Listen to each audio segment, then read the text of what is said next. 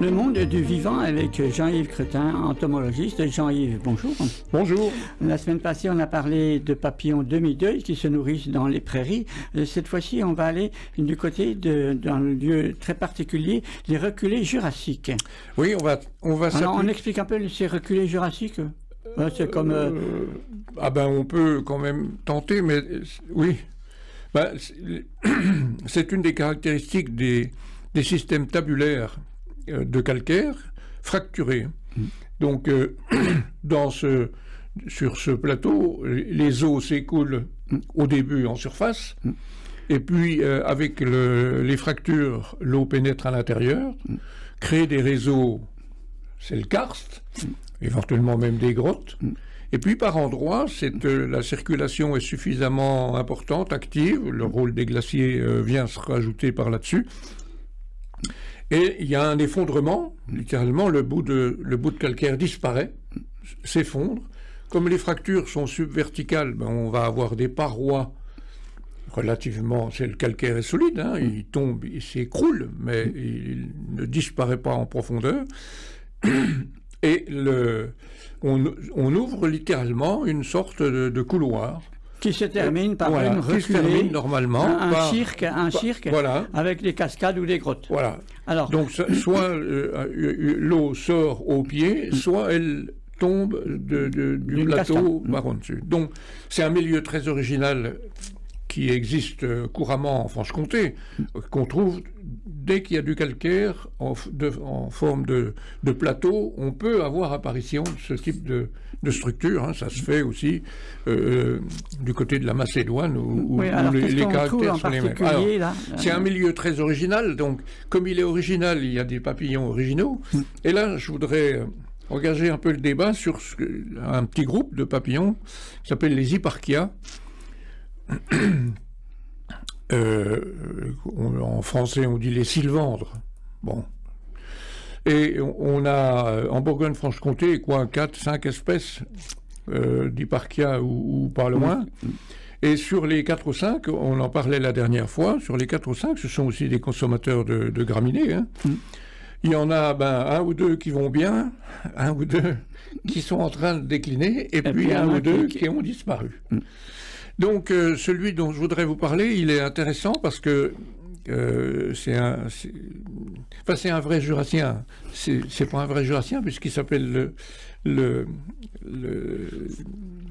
sylvandre helvète. Hein, ah oui. Ouais, parce qu'on l'a appelé. On l'a appelé Genava, son nom d'espèce a été Genava, et lui il est caractéristique justement de ses bordures de reculés. Et quand on regarde sa répartition en Bourgogne-Franche-Comté, on voit qu'il est le long du Jura, côté Jura, et le long du relief de la Côte d'Or, côté ouest. Ah, donc c'est vraiment l'impression qu'il habite que là. Voilà. Et il a servi... Alors, il y a des bisontins qui vont peut-être se dire « Ah oui, je l'ai déjà vu ». Il a servi d'emblème, comme espèce animale, à une fresque murale que le conservatoire botanique a fait créer, il me semble que c'est au mois de juin de cette année, rue Berceau. Donc rue Berceau, une façade d'une maison, évidemment les propriétaires étaient d'accord, hein, on va quand même pas exagérer, la façade de la maison a été aménagée, enfin repeinte, enfin réorganisée, de façon à ce qu'une artiste d'ailleurs espagnole, fort sympathique, peigne en très grand le saxifrage de Gysia. C'est une plante qui n'existe dans le monde entier que dans la falaise de Gysia dans le Jura. Donc on a un très beau saxifrage de Gysia qui se répartit sur cette façade. Et puis son compagnon animal, c'est donc le sylvandre helvète, donc un très joli papillon. Donc comme j'ai pas non plus aujourd'hui mon bouquin, si vous voulez voir les bisontins, en tout cas, à quoi ils ressemblent, vous allez rue Berceau et vous verrez ce superbe sylvandre. Donc lui n'est pas pour l'instant en danger puisque il est dans les tiers du milieu. Oui, il est dans ceux qui. Il n'est pas commun, hein, c'est pas. Ouais. Mais il n'a pas l'air menacé, alors que il y en a d'autres qui ont disparu, soit de Bourgogne, soit de Franche-Comté, soit des deux à la fois. Et là encore, le mystère reste entier. Hein. Alors, on parle d'affaiblissement génétique, on cherche des bonnes raisons. On n'est pas sûr de trouver la bonne. C'est probablement plusieurs facteurs qui jouent. Il y a des espèces qui, parfois, réussissent de moins en moins bien sans que on ait l'explication causale. Dans une autre émission, on a parlé du vallon de Valbois, la réserve. On le trouve là-dedans? Ah non, il n'est pas. C'est trop loin déjà. C'est dommage. Oui, c'est déjà trop loin. C'est le Revermont.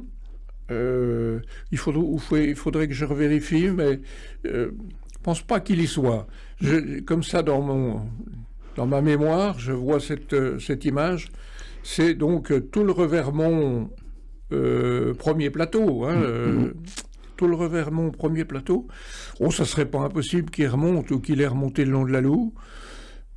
Mais je vois ces deux bandes, et puis il y en a un petit peu aussi en allant encore plus vers l'ouest. Hein, je revois une petite tache là en Côte d'Or. Mais c'est vraiment, quand on regarde l'image, ça longe, l'insecte longe la Saône. Voilà, on vous laisse une semaine pour réfléchir et nous préciser tout ça pour la semaine prochaine. Oui, puis j'aurais pensé à amener mes livres. Voilà, merci.